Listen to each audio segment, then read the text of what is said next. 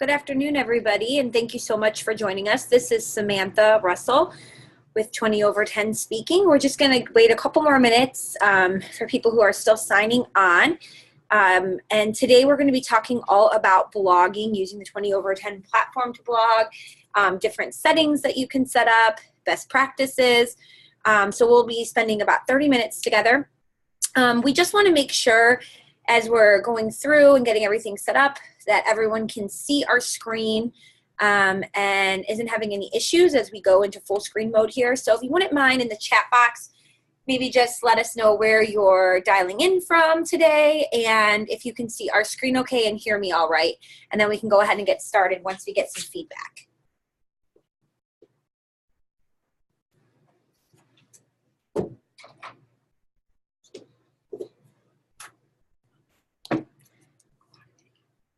All right, so let me just see if everybody can see it okay.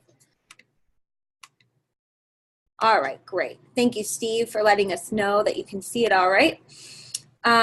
So I'm going to introduce Ryan, who's here with me today, and we're going to be, both of us, discussing together some different aspects about what we're going to go over. But Ryan, if you want to take it from here. Yeah, hey everyone, this is Ryan here, the co-founder of 20 over 10, and I'm joined by Samantha. And we wanted to take some time doing a deeper dive into blogging basics and get a little bit more advanced in terms of strategy too, and how to better blog on our platform. So we're going to dive deep into some of the things and capabilities that our platform allows, some of the site settings, some of the page settings, and some of the opportunities for you to post. We actually have a cool little announcement at the end of this that you all will be among the first to hear, and it actually revolves around blogging, which is really nice. Yeah. So with that, I think I'm just going to jump right in, and we're going to talk about setting up a blogging page. Some of us already have them, some of us don't. One of the things with 20 over 10 that's really unique is that we give you the opportunity to really structure your site in whatever way is appropriate for your business.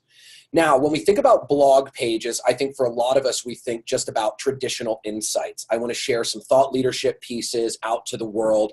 But what a blog page really is it gives you the ability to add posts by date to be able to share with your audience. Now, that might not just be, original insights, right? That also might be resources, and it might be events too. So just so we're clear, you have the ability to add as many blog pages as you'd like. Now let me just spot here real quick. All right. So as we go in here, next to your main navigation, your navigation list to the left, keep in mind that you can always add new. And when you're adding new pages, this blog style pages is what allows you to create individualized posts. Now, what makes this unique is that each individual post has its own specific sub-URL, right? So it operates essentially as a sub-page, which you can share with all of your users. This is going to be really, really important. This also allows you to track, who's coming to those posts, how many people are visiting, where they're coming from, how long they're staying on, etc. So you can really gauge the stickiness factor too. Now, I have a blog page already created. You'll notice that the blog page gives you the ability to manage posts, but that's actually where we're not going to, we're actually not going to jump into the posts first. I actually want to jump into the page settings to give you a better idea on how to set this up. So on your blog page, you'll see, and along with every other page, that you have the ability to click page settings, that little icon to the right. Now, your traditional page settings that apply to all of your pages are still existing, right? Your page name, your browser page titles, if you have any of those big hero images or divider images on your blog page. But where I want to pay attention today is down in this blog section. You'll notice that with our posts, one of the cool things is that we give the ability to add searchability, categories, featured images, all sorts of features to help people better engage with your content. So let's start with categories. Categories give you the opportunity to add just that to your posts. You can create a series of categories that you can then apply to individual posts so that if somebody were to say only be interested in college planning, they could click on the college planning category and only get those posts that apply. So here you'll see, for example, that we have a search bar. Now, an individual search, what they'll pull up is If they were to add terms in there, it will pull posts that have those terms or related terms in the title, in the copy, in the excerpt, etc. Now, we give you some cookie cutter categories to start with, but I don't want you to necessarily use those. Of course, you're welcome to at all costs, but a lot of you have really interesting niche markets. We have people who use broad categories, right? Retirement planning, college planning. We have advisors who do some really unique things on our blogs, and that allows you to really get granular with how you're assigning categories. Maybe you're, offering recipes every Friday to your mailing list. It's a great way to do it. To add a category, you simply click and type recipes. Hit enter, and that new category will be available now to apply to all of your blog posts at your leisure. To remove a category, you can simply take it off. Now you also have the control of how many posts actually show up per page. Now we do try to max you out at 20, right? So we just don't have an ongoing list. But what we found is 6 is ideal, but it really depends on how much you're blogging. If you're blogging often, you might have a blog that's 7 or 8 posts deep, but might only be a week old. So you might want to show more posts per page, but maybe you're only blogging quarterly. Maybe you only want to show maybe just the last 2 quarters, right? So you can drag this slider to be able to control how many posts are showing up per page. Now with that, I want to skip down to this area called Pagination Type. Pagination Type allows you to create an individual experience on how new posts can be sorted in a blog, right? So here on our sample blog page, you'll notice, of course I don't have, you'll notice that I have the ability to go in and it gives you page 1 of 4, page 2 of 4, page 3 of 4, etc. This is traditional pagination, right? You also have the opportunity to have it say load more, and it'll simply load the next batch of 2 or the next batch of 6. So you can customize the experience on how people organize your posts as well. And one of the biggest features too that I want to point people in is featured images. A lot of people ask, okay, what is a featured images and why is it important for my post? People think like, well, maybe this is like an ancillary detail that doesn't, it's a nice decoration but doesn't serve any real purpose. So first let's talk about what a featured image is. A featured image is going to be an image that's associated with your blog post and blog title in your blog feed. So it'll show up in your blog feed, whether it's on your site or if someone else is pulling in your feed. It also shows up in the post itself. And what I can tell you is this: it's not an ancillary detail. It's not decorative. We look at the numbers of engagement for our users, for our own blog, and what we found is that by adding featured images, we're seeing engagement by more than 30%. Right? An increase of 30% is a big win for a lot of us who are trying to extend our reach and really cement ourselves as thought leaders in this industry.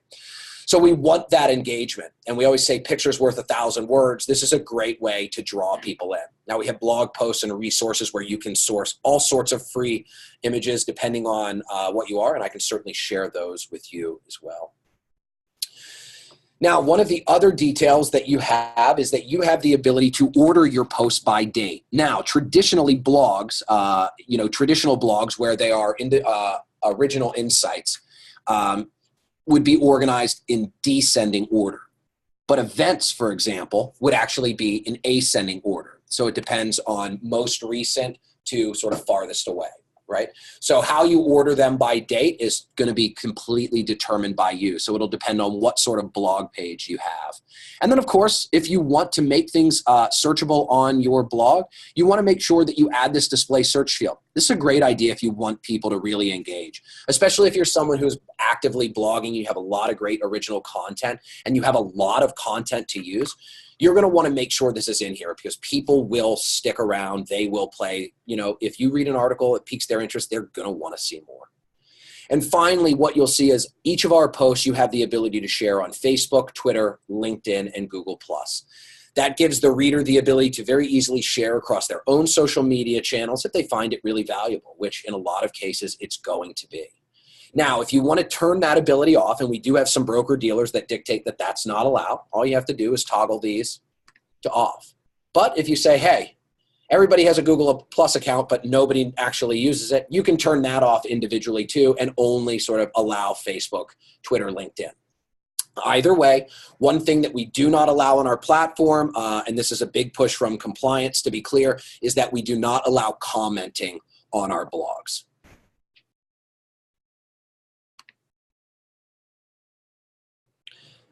Now, in terms of actually managing the posts, we have really broad capabilities, right? So managing posts is easy. If I could just interject too. So everything Ryan has shown you up until this point is setting up the blog page. Now we're going to go into, you actually want to create a post on that blog page. So that's where the difference lies in when you add new, you're adding, the actual blog itself. And then within going in that manage post button, that's where you're going to go to actually start your, for adding your first blog post. Yeah, so when you click Manage Post, if it's not your first post, you'll be able to see all of the posts that you've made to this point. They'll be organized by date. And what you can do is you can edit any of your existing posts, but you'll also see in the top right the ability to add some new content. Now, we're going to get to this real quick because this is something pretty special. But original content first. When you click original content, this is what allows you to create the post that you want to share. Post titles, okay? This is going to be the title as it appears in all of your blog feeds and on the post itself. Be considerate when you're making post titles. There's a couple things to keep in mind here. A, you want it to be clear and you want it to be concise. Not only for legibility purposes, but you want to make sure your entire post will pull into all feeds. So if they have a limit of, say, 120 characters, you don't want this to be a paragraph long. But we should also be cognizant of our SEO. We want our post titles, because they are recognized as headlines on our website, to incorporate a lot of the keywords that you might be using in terms of how people might be searching for you. So if it's a niche market and say you specialize in,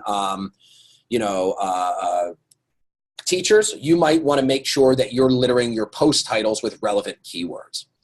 Now, as you do this,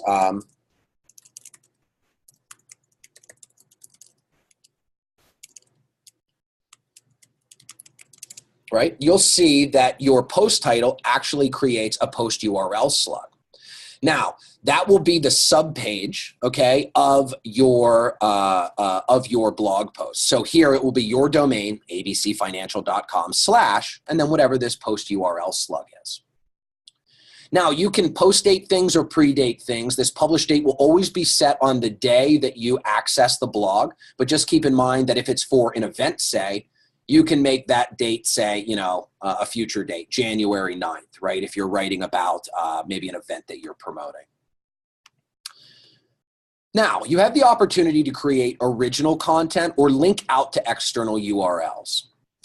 Let's start with the latter. Linking out to an external URL simply means that on a blog feed, if somebody were to click on your title, that it would jump off of your page to the URL that you direct it to. So for example, if you've been listed in Forbes.com, CNBC, quoted in Wealth Planning Magazine, you can have a little excerpt under your title, but when somebody clicks that title in your blog feed, it'll jump directly to that article on that page. It's a really great opportunity for you to get some cross traffic, to be sending people an outbound link. It helps with SEO. But what helps more is original content. So you have the ability now to really add content in. And if you're on the 20 over 10 platform now, you have the same ability to add all types of styling elements and media to all of your posts. Here's another very cool thing. Spell check, right? I know I use it. I think other people should as well. You listen, we're going to identify things that aren't spelled wrong, but we want to make sure people know, hey, you should still be reviewing these, right? We're not, fortune tellers. So, make sure we're using the right make sure you're using the right there, and you have the ability to go in and, of course, style all of your content as well. So whether you have titles and paragraph copy and subtitles, etc., you can go in and you can style appropriately. So while we're in here too, because SEO is such a huge topic that people always have questions on, a couple things that you want to pay attention to with your post. So Ryan here made my job really easy. So he put in as his post title, Retirement Planning for the Middle Class. That would be a terrible title to use for a blog post because it's way too broad. Yes, we have the keywords retirement and planning and middle class, but what we want to do is be as hyper specific as possible in our blog post titles. So for instance, if you're serving, as Ryan mentioned before, teachers in Arizona, you might want to say the name of your post title would be how much does the average teacher in Arizona need to retire? That would be a much better blog post. You now have the word Arizona in it. You could even get more specific. How much do teachers in Phoenix, Arizona need to retire? And we're posing it as a question, right? And if we think of the way people use search engines now, they pose questions to Google the same way they would pose them to a friend. How do I fix my dryer? You know, how much money do I need to retire? What's the average cost of a home in Washington, D.C.? So the more you can start thinking about how would somebody look up your posts and would you get it to come up in the feed, the better. That's SEO tip number 1. SEO tip number 2 is whenever you're actually formatting your post. So let's say we went ahead and we changed our post title up here. If you could just type that in there for me, Ryan, too. How much do teachers in Phoenix, Arizona need to retire? There's that spell check helping us.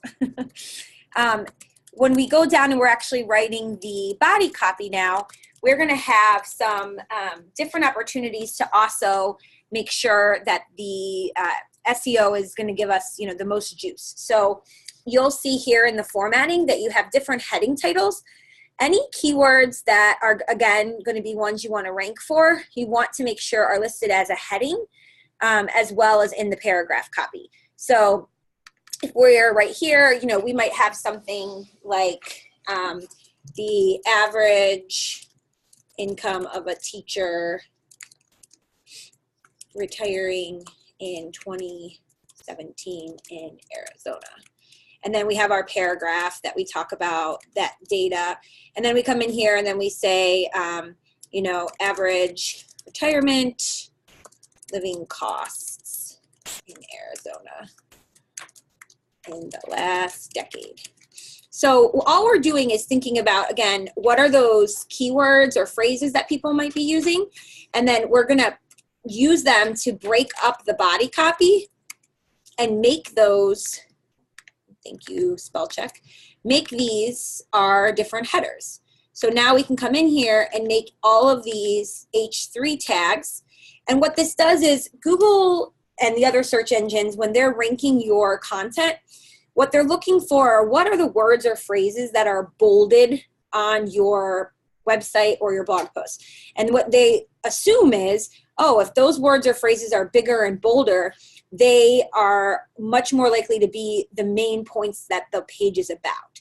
So always use headers to break up your post. It also makes it easier for your reader to scan. I'm sure a lot of you have gone to read an article before and you just scan the headlines, right? So maybe it's like 5 tips to save on your taxes this year.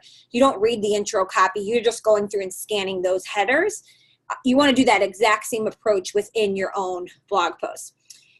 We can even take it a step further from an SEO perspective. If we come down here to this SEO section, you're going to be able to dictate what the meta description is that's displayed underneath your search result when your blog post is displayed in search engines.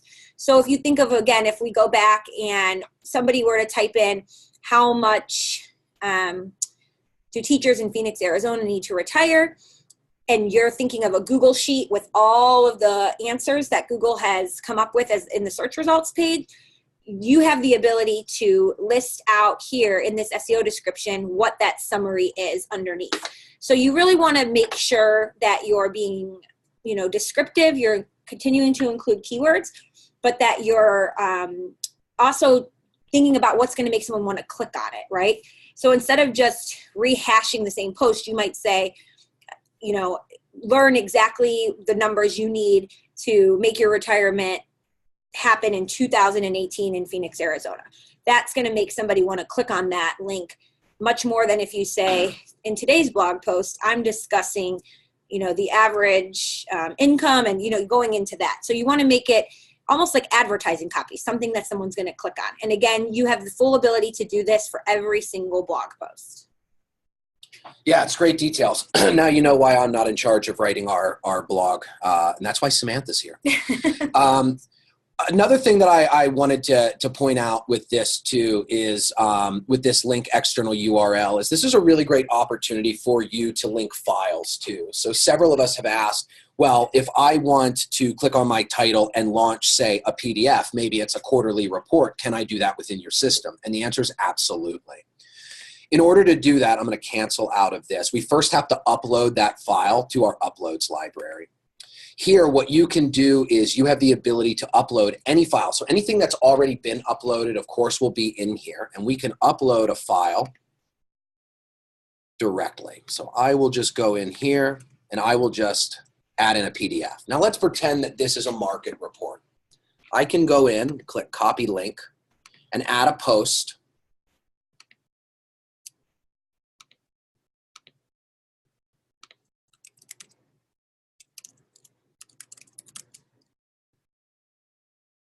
And what I'll do is I'll just link to my external URL. Now you'll see when I create posts, all I've done is I've just pasted that link that I just copied from our uploads library. And what you'll get now is a new post. Oh, sorry, we're on the staging site. That will launch that PDF. So it's a really great opportunity for you to be able to connect, and instead of having to give people 2 or 3 clicks to get to a resource, it will launch your file immediately.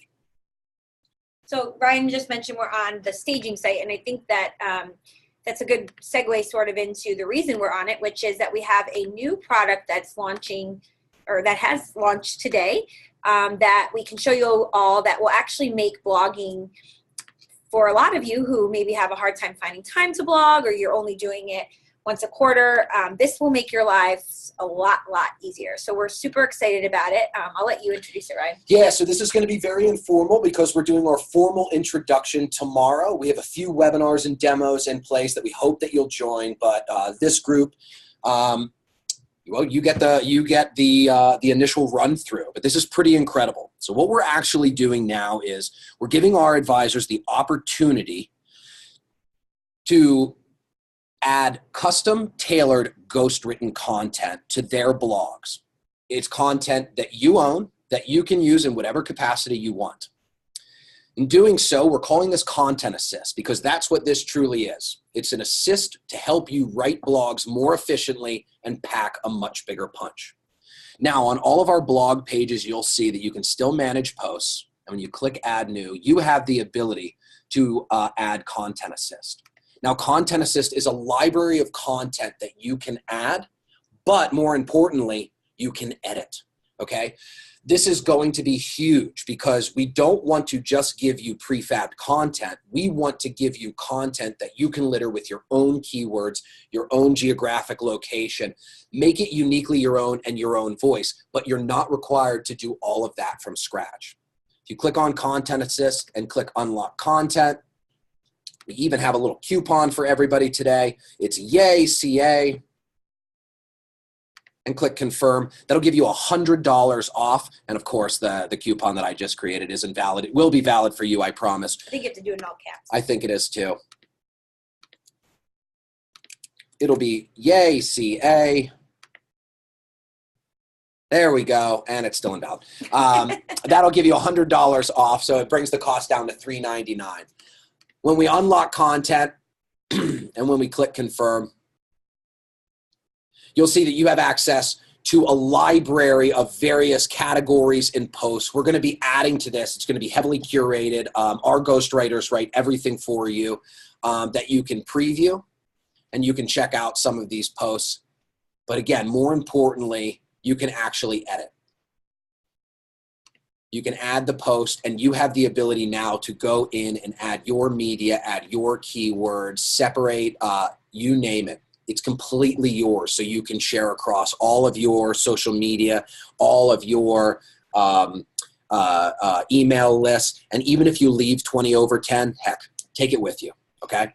And so those are really the key points that I think everybody should walk away remembering, is that this is so different in that we're not just giving you articles and popping them onto your website.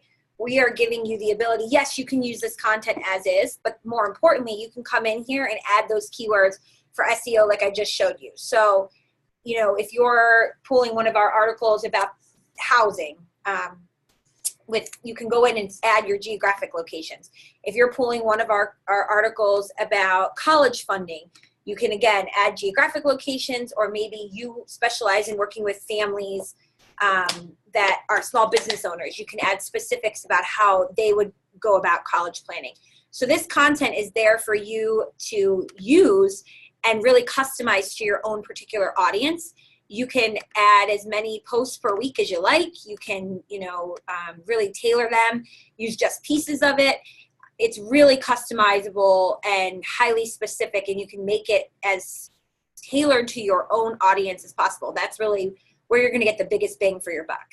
Yeah, so a really great product for you to be able to go in and help supercharge your blogging, right? So we want to give you the ability to get a great head start, and we just want to assist you. Of course, our name's not on this. This will be content that's wholly yours to be able to distribute to your channels as you wish. Now, again, if you want to subscribe, we're giving everybody an early adopter fee of $3.99. It's a coupon YAYCA, YAYCA. But if you have an inquiry and you want to join us tomorrow, we're going to go into a lot more depth about Content Assist. So we hope that you join us. If you go to our webinars page, you can see some of our webinars as well. One of the things that I want to remind everybody about Content Assist is, as an early adopter, you're going to be part of the group that dictates what content, what categories we're diving into next. So we'll be doing a special release this month of several articles based around taxes.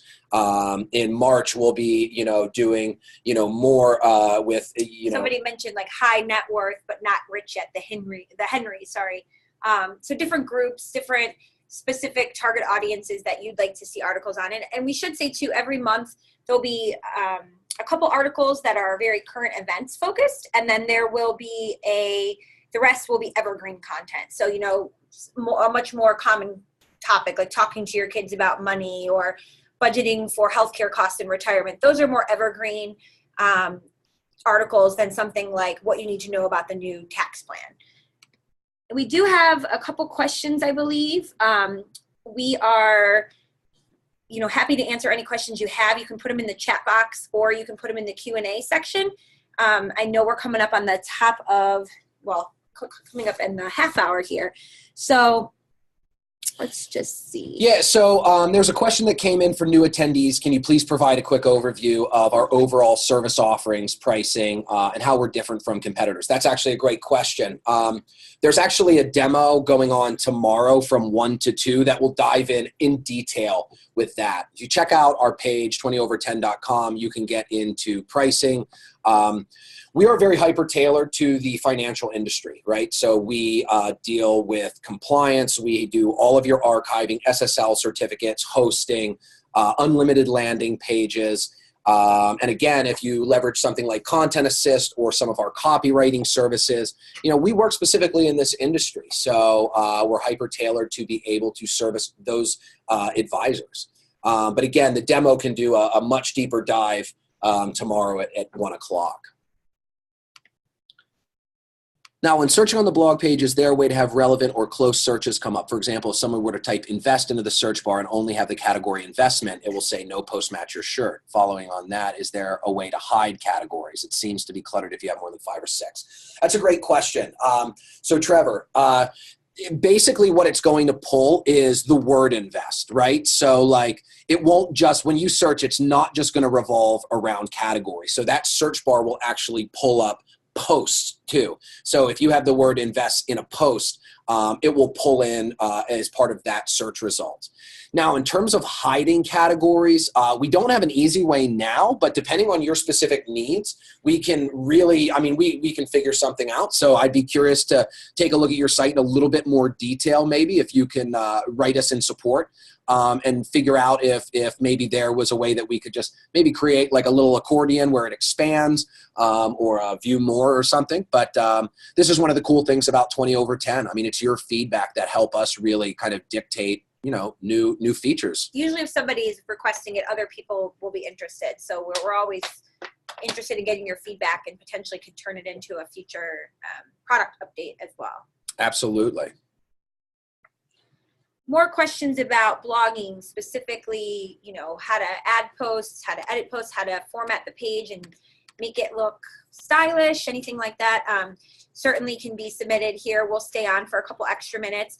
And please, please, please, use the support system and people that we have in place to help you. So if you go in and you're trying to make your blog look great and you just feel like it's not up to par, you could submit a ticket to our support team and ask for help. And that's what we're here for, is to help you make the page exactly what you want it to be, make those posts stand out, make sure that they look good. We also can offer SEO guidance. We have some different SEO consultations and packages we offer. So if you're really trying to use content marketing as a way to get more leads and website visitors this year, I cannot suggest that package enough. So those are all the main things we wanted to cover today. Thank you all so much for joining us.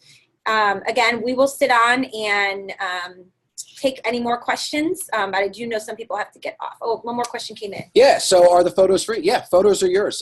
These are copyright-free images that we've pulled from various sources. So we source these, and they are fantastic. So yeah, feel free. You don't have to necessarily switch them out or anything. If you're looking for great stock photos to use too, if you go to our blog and just search the term stock photos, we have a great post of 10 free resources that you can use to find your own stock photos. And, again, they're all free. Check them out. Great opportunity to use those photos. So just go to blog.20over10.com and search stock photos, and there we go, 10 best sites for free stock photos. Yeah, so if you don't want to use something that is part of, the platform, then yeah, you can visit any of these sites. These are copyright free, so you can use them without paying the fees associated with Shutterstock, iStock Photo, etc. Great question. Yeah, those can even be used in a newsletter or on social media. It's not just for your blog.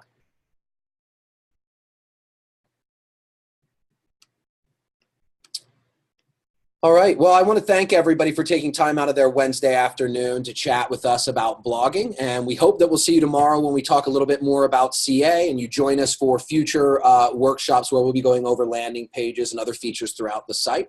If you have questions, I certainly just want to end on you can reach out, right? You can reach out to support, or if you're a new member and you'd like to have a conversation about our platform specifically, you can reach out to sales at the number listed, or email us at hello@20over10.com. We'll look forward to hearing from you all. Thank you, everyone. Thanks. Bye.